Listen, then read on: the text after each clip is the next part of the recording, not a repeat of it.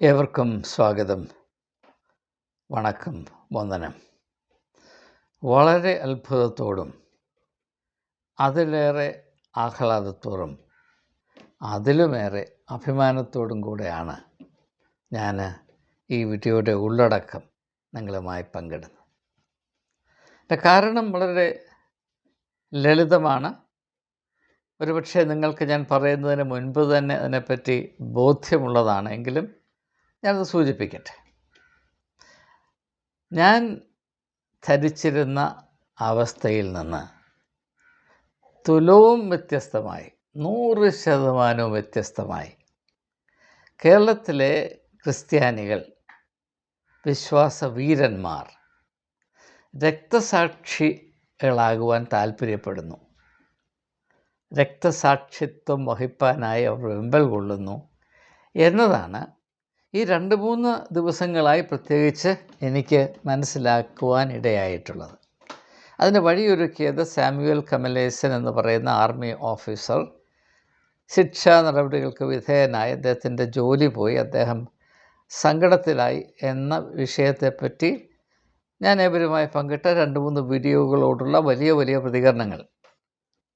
എത്രയോ കട്ടായം പിടിച്ചുകൊണ്ടാണ് എൻ്റെ വിശ്വാസവീരന്മാർ അങ്ങനെ ദൈവത്തിനു വേണ്ടി, മതത്തിനു വേണ്ടി, മത ആചാര അനുഷ്ഠാനങ്ങൾക്ക് വേണ്ടി ജീവൻ ഒടുക്കുകയാണ് നല്ലത്, അല്പം പോലും വിട്ടുകൊടുക്കരുത്, വിട്ടുകൊടുക്കുന്നത് നാണക്കേടാണ് എന്ന് ഇത്ര ആത്മധൈര്യത്തോടെ വിളിച്ചു പറയുമ്പോൾ ഞാൻ വാസ്തവത്തിൽ എന്നെപ്പറ്റി ലജ്ജിക്കുകയും ഞാൻ ഒരു പരിധിവരെ ഉൾപ്പെട്ടിരിക്കുന്ന ക്രിസ്തീയ വിശ്വാസ സമൂഹത്തിൻ്റെ ഈ ധീരസാഹസികമായ വിശ്വാസ നിലപാടിൻ്റെ വേരോട്ടം കണ്ട് ഞാൻ അത്ഭുതപ്പെടുകയും ചെയ്യുകയാണ്.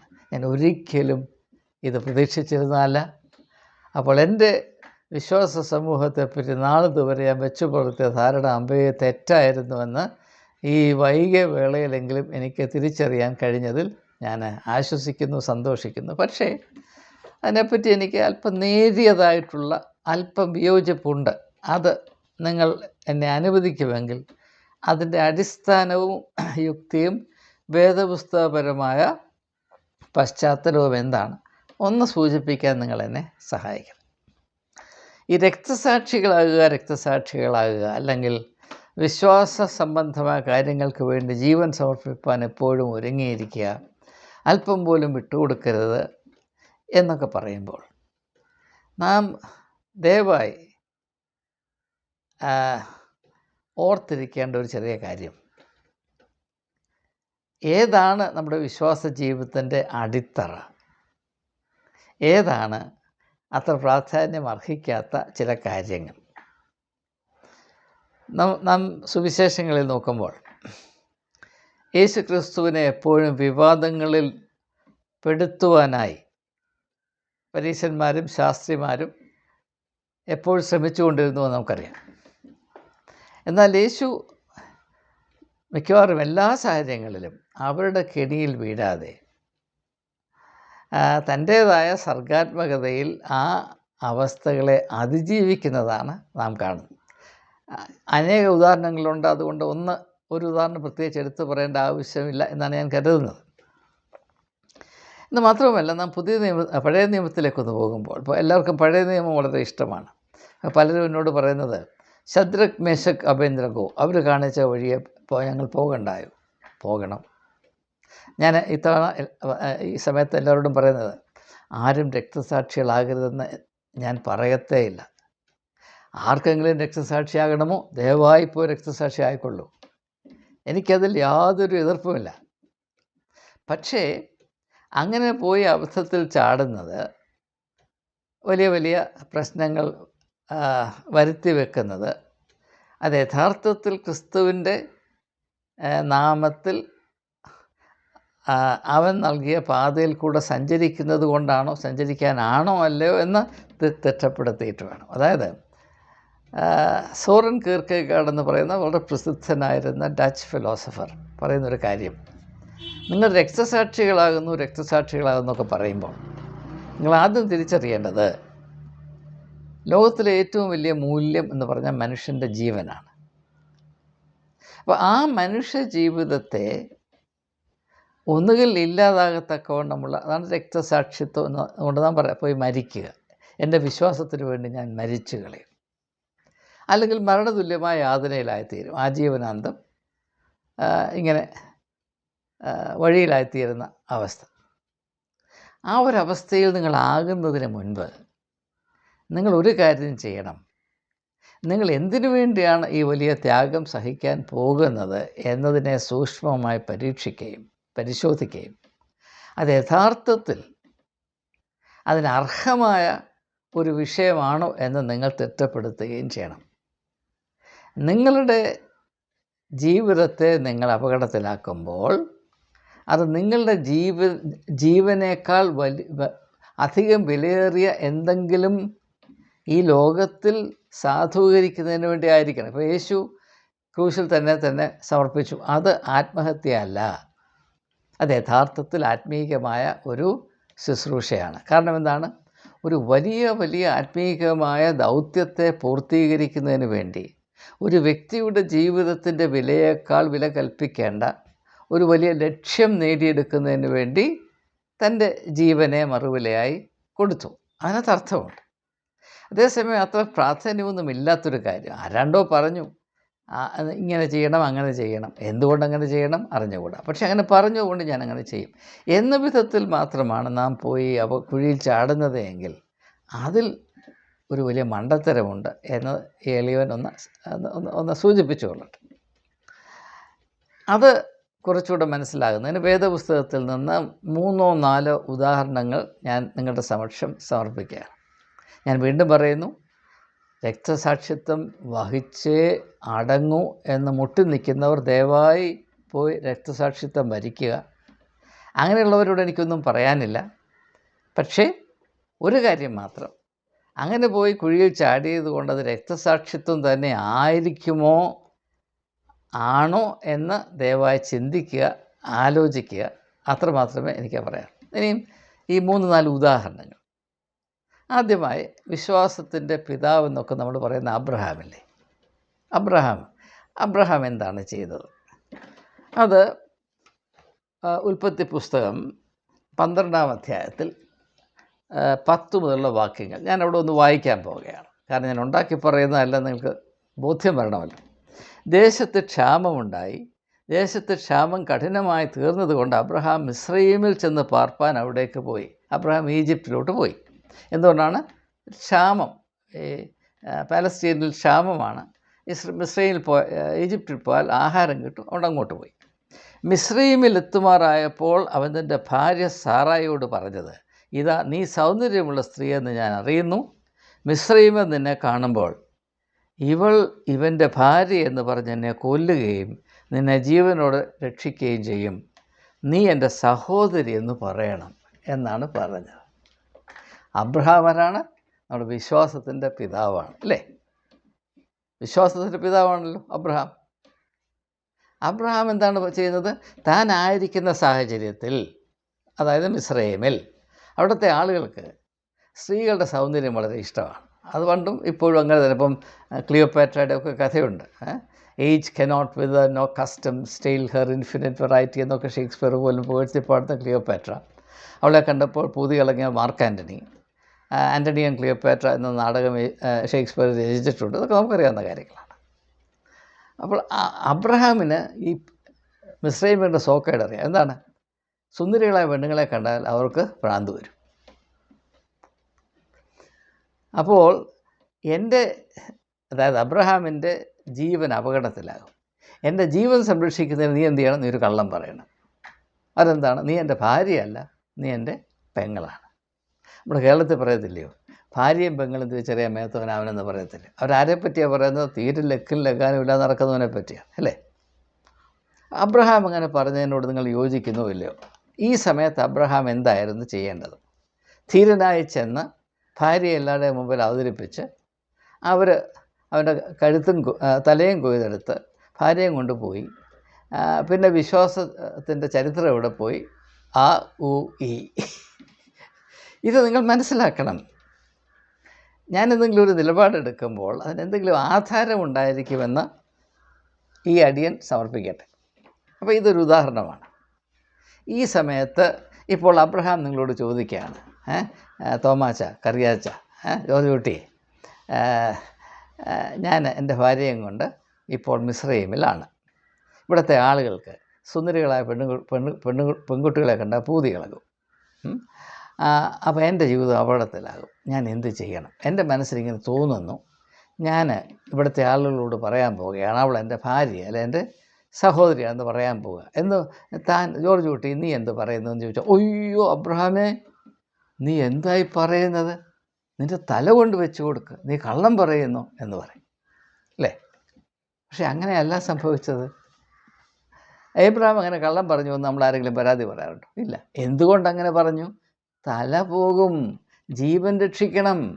നിൻ്റെ ജീവനെ കൊണ്ട് ദൈവത്തിന് വലിയ വലിയ പ്ലാനും പദ്ധതിയുമുണ്ട്. അത് വിശ്വസിക്കുന്നുണ്ടോ? ഞാൻ വിശ്വസിക്കുന്നുണ്ട്.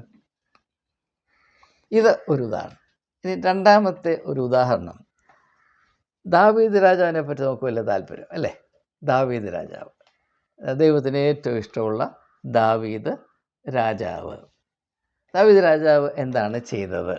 അതായത് ശമൂവേൽ പ്രവാചകൻ്റെ 1-ാം പുസ്തകത്തിൻ്റെ 21-ാം വാക്യം, 21-ാം അധ്യായം, അതിൽ 12 മുതലുള്ള വാക്യങ്ങൾ ഞാൻ വായിക്കാൻ പോവുകയാണ്. ദാവീദ് ഈ വാക്കുകളെ മനസ്സിലാക്കിയിട്ട് ഗത്ത് രാജാവായ ആഖീശിനെ ഏറ്റവും ഭയപ്പെട്ടു.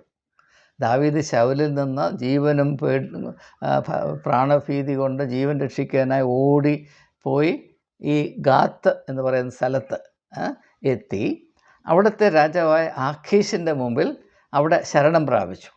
അപ്പോൾ ദാവീദാണ് എന്ന് ആഖീശ് അറിഞ്ഞാൽ തട്ടുകേടാണ്. അപ്പോൾ ആ ഒരു സാഹചര്യമാണ്. അവരുടെ മുൻപാകെ തൻ്റെ പ്രകൃതി മാറ്റി, അതായത് ആഖീശ് എന്ന് പറയുന്ന ഗാത്തിലെ രാജാവ് ദാവീദ് യഥാർത്ഥത്തിൽ ആരാണ് എന്നറിയാതിരിക്കേണ്ടതിന് ദാവീദ് അല്പം ഒരു ആൾമാറാട്ടം നടത്തി. എന്താണ്? അവരുടെ മുൻപാകെ തൻ്റെ പ്രകൃതി മാറ്റി അവരുടെ കൈകളിലിരിക്കെ ബുദ്ധിഭ്രമം നടിച്ച് വാതിലിൻ്റെ കതകുകളിൽ വരച്ച് താടിമേൽ തുപ്പൽ ഒലിപ്പിച്ചുകൊണ്ടിരുന്നു. അവിടെ പോയി വാതിൽമേൽ വരയ്ക്കുക, ഇവിടെ ഭിത്തിയിന്മേൽ ഒന്ന് മാന്തുക, ഇവിടെ തുപ്പൽ. ആരാ ആരാ? ഞാനല്ല, ദാവീദ് രാജാവേ. ഇപ്പം നിങ്ങൾ പറയുന്നല്ലോ എനിക്ക് ബുദ്ധിഭ്രമാണെന്ന് പറയുന്നല്ലോ. എന്തുകൊണ്ടാണ് ദാവീദ് ഇങ്ങനെ ചെയ്തത്? ദൈവത്തിന് വളരെ പ്രിയങ്കരനായ ദാവീദിൻ്റെ സിംഹാസനം ഇസ്രായേലിൻ്റെ മധ്യത്തിൽ നിന്ന് ഒരിക്കലും ഒഴിഞ്ഞു പോകുകയില്ല എന്ന് ദൈവം വാഗ്ദത്തം നൽകുമാറ് ദൈവത്തിൻ്റെ ഇഷ്ടപുത്രനായിരുന്ന ദാവീദ് എന്താ ചെയ്തത്? ഒരു വല്ലാത്തൊരു ഘട്ടത്തിലെത്തിയപ്പോൾ, ജീവൻ അപകടത്തിലാകുമെന്നൊക്കെ വന്നപ്പോൾ അവൻ ചിത്തഭ്രമമുള്ളവനായി നടിച്ചു. ഇത് തെറ്റാണോ ശരിയാണോ? ഇപ്പോൾ കറിയാച്ചനും തോമാച്ചനും അവറാച്ചനും ജോർജ് കുട്ടിയും കുരിയച്ചനും ഇത് കാണുകയാണ്. ദാവീദ് ആഖീഷിൻ്റെ കൊട്ടാരത്തിൽ ഇങ്ങനെയാണ് പ്രവർത്തിക്കുന്നത്. നിങ്ങൾ എന്ത് ചെയ്യും? അയ്യോ, നിങ്ങൾ പറയും ദാവീദെ അങ്ങനെ ചെയ്യരുത്, നിൻ്റെ തല വെച്ച് കൊടുക്ക്, നീ ഒരു രക്തസാക്ഷിയാകെ എന്നേ നിങ്ങൾ പറയത്തുള്ളൂ. ദാവീദെ നീ ചെയ്തത് ലോകത്തിലേക്ക് ഞങ്ങൾക്ക് പൊറുക്കാൻ വയ്യാത്ത അപരാധം, ഞങ്ങളാണെങ്കിൽ ഞങ്ങളുടെ തല വെച്ച് കൊടുക്കും എന്ന് പറയും അല്ലേ? ഇനി വേറെ ഒരു ഉദാഹരണം നമുക്ക് പുതിയ നിയമത്തിലുണ്ട്. യേശുവിൻ്റെ ജീവിതത്തിലേക്ക് വരുമ്പോൾ യേശു, അത് ലൂക്കോസിൻ്റെ സുവിശേഷം 4-ാം അധ്യായത്തിലാണ്. യേശു യഹൂദന്മാരുടെ പള്ളിയിൽ ഉപദേശിച്ച കൊണ്ട് നടന്ന കാലത്ത് അവൻ്റെ പഠിപ്പീരുകളിൽ അരിശമ്പുണ്ട്. ഇപ്പോൾ ക്രിസ്ത്യാനികൾ യേശുവിൻ്റെ പഠിപ്പീരിൽ അരിശമ്പു പ്രകടിപ്പിക്കുന്നത് പോലെ എനിക്ക് ഭ്രാന്താണെന്ന് പലരും പറയുന്നത് ഞാൻ യേശുവിൻ്റെ ആശയം ഇതായിരുന്നു എന്ന് പറഞ്ഞതുകൊണ്ടാണ് അല്ലേ? അപ്പോൾ അന്നും ഇതേ അവസ്ഥയാണ്. യഹൂദന്മാരുടെ പള്ളിയിൽ യേശു പഠിപ്പിക്കാൻ ചെന്നപ്പം അവർക്ക് അവനോട് അരിശമ്പൂട്ട് എന്ത് ചെയ്തു? അവനെ പിടിച്ച് ആ പട്ടണത്തിൻ്റെ ഒരു സൈഡിൽ മലഞ്ചെരുവി കൊണ്ടുവന്ന് അവിടുന്ന് തള്ളിയിട്ട് അവനെ കൊന്നുകളയാം എന്ന് വിചാരിച്ച് കൊണ്ടുവന്നു. അപ്പോൾ യേശു എന്ത് ചെയ്തു? ഞാനത് വായിക്കാം. പള്ളിയിലുള്ളവർ ഇത് കേട്ടിട്ട് ഏറ്റവും കോപം നിറഞ്ഞവരായി എഴുന്നേറ്റു. അവനെ പട്ടണത്തിന് പുറത്താക്കി അവരുടെ പട്ടണം പണിതിരുന്ന മലയുടെ വക്കത്തോളവും കൊണ്ടുപോയി തലകീഴായി തലയിടുവാൻ ഭാവിച്ചു. എന്നാണ് ഒരു വിധത്തിലും അവൻ രക്ഷപ്പെടരുത്. അവൻ വന്ന് വീഴുമ്പോൾ തല കുത്തി വീഴണം, അവൻ്റെ കൊങ്ങ അത് ഒടിഞ്ഞു പോകണം, അതോടുകൂടെ അവൻ്റെ കഥ കഴിയണം. അപ്പം ആ ഒരു സാഹചര്യത്തെ യേശു എങ്ങനെയാണ് അഭിമുഖീകരിച്ചത്? 30-ാം വാക്യം, അവനോ അവിടെ നടുവിൽ കൂടെ കടന്നുപോയി. യേശു അവനെ അവർ കാണാതെ ഇരിക്കത്തക്കവണ്ണം തന്നെ അദൃശ്യനാക്കി. അല്ല, യേശുവിനെ നിന്ന് അവരോട് എന്നാ എൻ്റെ കഴുത്തൊടിച്ചു എന്ന് പറയാമായിരുന്നവൻ. അപ്പം യേശു കറിയാച്ചനോടും തോമാച്ചനോടും വർക്കീച്ചനോടൊക്കെ ചോദിക്കുക, വർക്കീച്ച, ഞാൻ എന്ത് ചെയ്യണം? ഈ യഹൂദന്മാർ എന്നെ പിടിച്ച് പട്ടണത്തിൻ്റെ ഈ മലഞ്ചെരുവിൽ കൊണ്ടുവന്ന് എൻ്റെ തല കീഴാക്കിയിട്ട് എൻ്റെ തൊണ്ട ഓടിച്ചെന്നെ കൊല്ലാൻ ശ്രമിക്കുന്നു. ഞാൻ എന്ത് ചെയ്യണം? അപ്പോൾ കറിയാച്ചനും അവറാച്ചനും തോമാച്ചനും ഒക്കെ പറയും, തല കൊണ്ട് വെച്ച് കൊടുക്കടാ യേശുവേ, അല്ലെങ്കിൽ എന്തൊരു നാണക്കേട്, ഞങ്ങളാണെങ്കിൽ ഞങ്ങളുടെ തല വെച്ച് കൊടുക്കും എന്നല്ലേ പറയുന്നത്. എന്തുകൊണ്ടാണ് യേശു ഇപ്രകാരം ചെയ്തത്? ഭീരുവായിട്ടാണ്? അല്ല, തനിക്കൊരു ദൗത്യം പൂർത്തീകരിക്കാനുണ്ട്. എൻ്റെ ഇനി വേറെ ഒരു ഉദാഹരണം കൂടെ പറയാം. അപ്പോസ്തലപ്രവൃത്തിയുടെ പുസ്തകത്തിൽ പൗലോസ്ലീഹ, എല്ലാവർക്കും പൗലോസിനോട്, സെയിൻറ്റ് പോളിനോട് വലിയ ഇഷ്ടമാണ്, എനിക്കും ഇഷ്ടമാണ്. അപ്പോൾ അദ്ദേഹം യഹൂദന്മാരുമായിട്ടുള്ള സംഘർഷത്തിൽ യഹൂദന്മാരവരെ പിടിച്ച് നല്ലതായിട്ട് ഒന്ന് കൈകാര്യം ചെയ്യും, കൈവെക്കും എന്ന് മനസ്സിലാക്കി, അത് തട്ടുകേടാണെന്ന് മനസ്സിലാക്കിയ സമയത്ത് അദ്ദേഹം എന്ത് പറഞ്ഞു?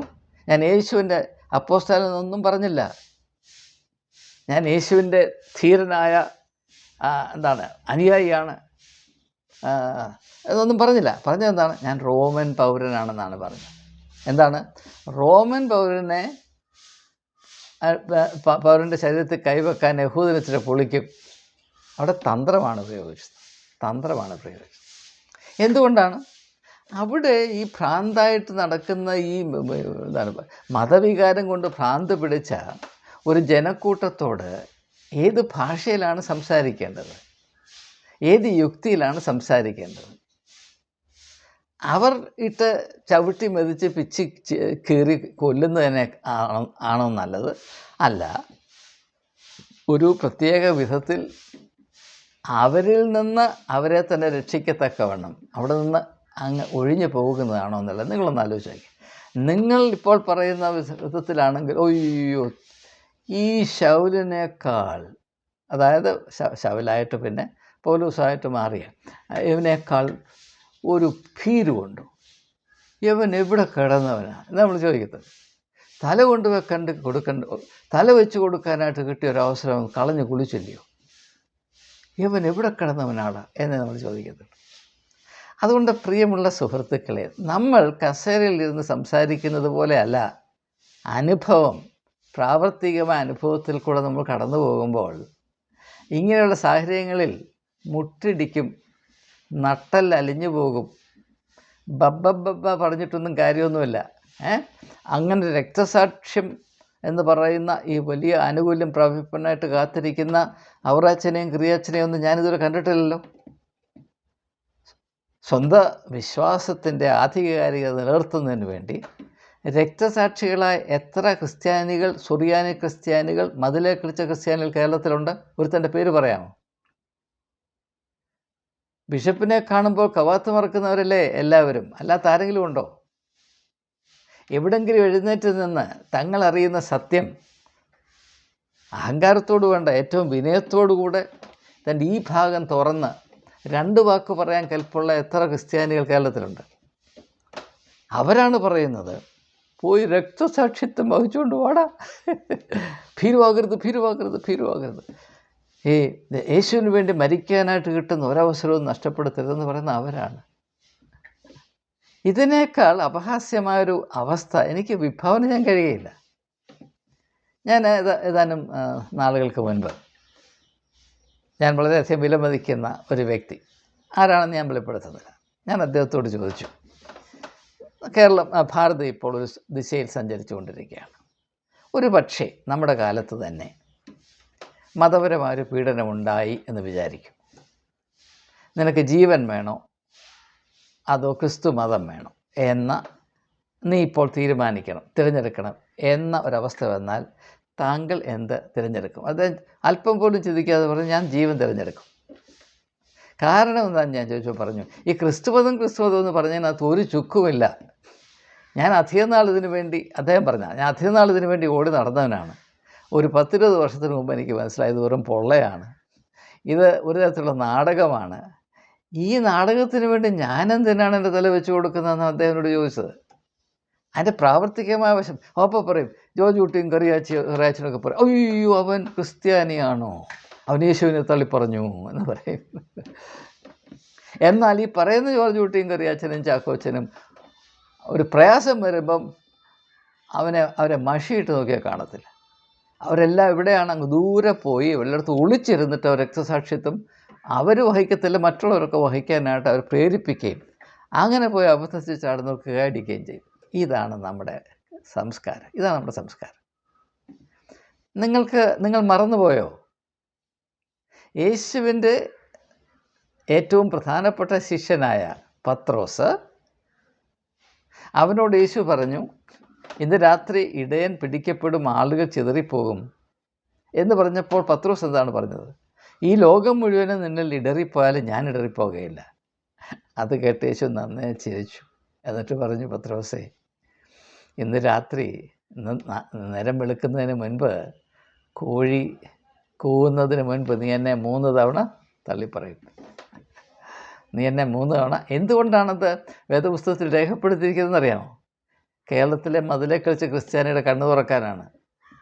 ജീവിത യാഥാർത്ഥ്യങ്ങളോട് പുലബന്ധം പോലും പുലർത്തുവാൻ കഴിവില്ലാത്ത മതിലെ കളിച്ച ക്രിസ്ത്യാനിയുടെ കണ്ണു തുറക്കാനാണ് മത്തായിയുടെ സുവിശേഷം 26-ാം അധ്യായം അവിടെ ഉൾക്കൊള്ളിച്ചിരിക്കുന്നത്.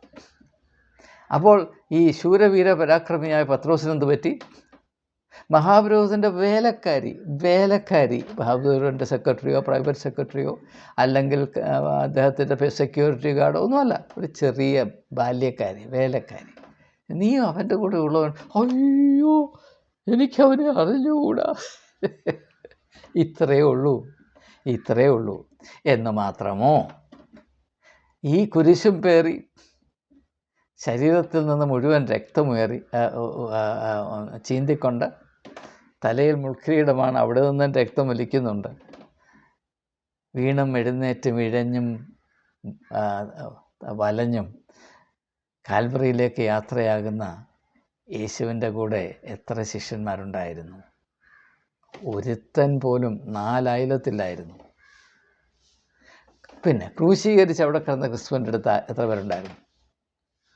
ഈ പറയുന്ന വീരന്മാരെ ഒന്നും, പിന്നെ ചില സ്ത്രീകളെ നാം അവിടെ കാണുന്നുണ്ട്.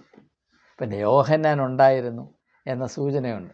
ഇതാ നിൻ്റെ മകൻ എന്ന് യേശു അവനോട് പറയാൻ തക്കവണ്ണം അവനവിടെ ഉണ്ടായിട്ട്. ബാക്കിയുള്ളവരോട് പോയി? ഈ വീരശൂര പരാക്രമങ്ങളെല്ലാം എവിടെ പോയി? അവൻ്റെ കയ്യിൽ നിന്ന് അതിരില്ലാത്ത അനുഗ്രഹം പ്രാപിച്ച പുരുഷാരം എവിടെ പോയി? അയ്യോ, ബലമായി പിടിച്ച് അവനെ സ്വന്തം രാജാവായി വാഴിക്കാനായി കടന്നു വന്ന പുരുഷാരം എവിടെ പോയി? ഇതാണ് യാഥാർത്ഥ്യം. ഈ യാഥാർത്ഥ്യബോധം അല്പം ഒന്ന് വളർത്തിയെടുക്കുന്നതിൽ വലിയ അപാകതയില്ല എന്നൊരു അഭിപ്രായം ഈ എളിയവനുണ്ട്. ഞാൻ സത്യമായി നിങ്ങളോട് പറയുന്നു, എനിക്ക് രക്തസാക്ഷിയാകുവാനുള്ള നട്ടലില്ല, സത്യമായിട്ടുമില്ല. ഞാൻ എൻ്റെ മനസാക്ഷിയോട് 100 തവണ ചോദിച്ചിട്ടാണ് പറയുന്നത്. അങ്ങനെയൊരു അവസരം, അങ്ങനെ ഒരു സാഹചര്യത്തിൽ ഞാൻ പെട്ടുപോയാൽ ഞാൻ എന്തു ചെയ്യും? എനിക്ക് അറിഞ്ഞുകൂടാ. സത്യമായി ഞാൻ പറയുന്നു, ആ സമയത്ത് ഞാൻ എങ്ങനെയായിത്തീരുമെന്ന് എനിക്ക് അറിഞ്ഞുകൂടാ. ഒരു പക്ഷേ ആ സമയത്ത് നുകർന്നു നിൽക്കാൻ ദൈവം എനിക്ക് കൃപ തരുമായിരിക്കും. പക്ഷേ ദൈവം എപ്പോഴും കൃപ തരുവാനായി കാത്തിരിക്കുന്നു. ആ കൃപ പ്രാപിക്കുവാനുള്ള കെൽപ്പും യോഗ്യതയും എനിക്കുണ്ടോ എന്ന് പോലും എനിക്ക് അറിഞ്ഞുകൂടാ. അപ്പോൾ നമ്മുടെ കറിയാച്ചനും ചാക്കോച്ചനും ചെറിയാച്ചനും ഇപ്പം 4 കാലും പറിച്ച് ചാട്. ഇപ്പം അവൻ സത്യം പറഞ്ഞല്ലോ. ഞങ്ങൾ പറഞ്ഞ അവനിപ്പോൾ വട്ടാണ്, അവൻ കിറുക്കനാണ്. ഇപ്പോൾ ഇന്നൊരുത്തം പറഞ്ഞു ഞാൻ ബർബരനാണ് എന്ന്. ഞങ്ങൾ പറഞ്ഞത് ശരിയാ, അപ്പം ശരിയാ, ഞങ്ങൾ പറഞ്ഞതാണ് ശരി. അയ്യോ, അവൻ പോലും സമ്മതിച്ചു, അവൻ ബർബരനാണെന്ന് സമ്മതിച്ചു. സന്തോഷം, ഹല്ലേലൂയ, കിറിയ ലൈസൺ, ബാറയ്ക്ക് മോറൻ എന്നൊക്കെ പറഞ്ഞ് സന്തോഷിക്കും. 4 കാലും പറിച്ച് ചാടും. ഇതെന്താണെന്നറിയാമോ? സത്യസന്ധതയില്ലാത്തതിൻ്റെ പ്രശ്നമാണ്. അതുകൊണ്ട് പ്രിയമുള്ളവരെ, 22-23 വയസ്സ് പ്രായമുള്ള ഈ സാമുവൽ കമലേസൻ എന്ന് പറയുന്ന യുവാവിൻ്റെ അവസ്ഥയെപ്പറ്റി ഞാൻ അതീവമായി ദുഃഖിക്കുന്നു. അവൻ്റെ പ്രയാസത്തിൽ, അവൻ്റെ പ്രശ്നങ്ങളിൽ സഹകരിക്കുന്ന എത്ര ക്രിസ്ത്യാനികൾ ഉണ്ടായിരിക്കുമെന്ന് നിങ്ങൾ കാത്തിരുന്ന് കാണുക. അവൻ യഥാർത്ഥത്തിൽ അപകടത്തിലായി കഴിഞ്ഞാൽ, ഇപ്പോൾ സുപ്രീം കോടതിയും കൂടെ അവനെ കൈവിട്ട് കഴിഞ്ഞാൽ, സാം കമലസിനെ കണ്ടാൽ മുഖം തിരിക്കുന്നവരായിരിക്കും ബഹുഭൂരിപക്ഷം ക്രിസ്ത്യാനികൾ എന്നതിനെപ്പറ്റി എനിക്ക് യാതൊരു സംശയമില്ല. നിങ്ങൾക്ക് സംശയമുണ്ടെങ്കിൽ നിങ്ങൾക്ക് കൊള്ളാം. അതുകൊണ്ട് ദയവായി വല്ലപ്പോഴുമൊക്കെ അല്പം സത്യസന്ധമായ നിലപാടുകൾ എടുക്കുന്നതിൽ വലിയ അപാകതയില്ല എന്ന് മാത്രം സൂചിപ്പിച്ചുകൊണ്ട് ഈ ശുശ്രൂഷയിൽ സഹകരിക്കുന്ന ഏവരോടുമുള്ള നന്ദിയും ബഹുമാനവും കടപ്പാടും ഒരിക്കൽ കൂടെ ആവർത്തിച്ചുകൊണ്ട് വാക്കുകൾ ഉപസംഹരിക്കുന്നു. നന്ദി, നമസ്കാരം.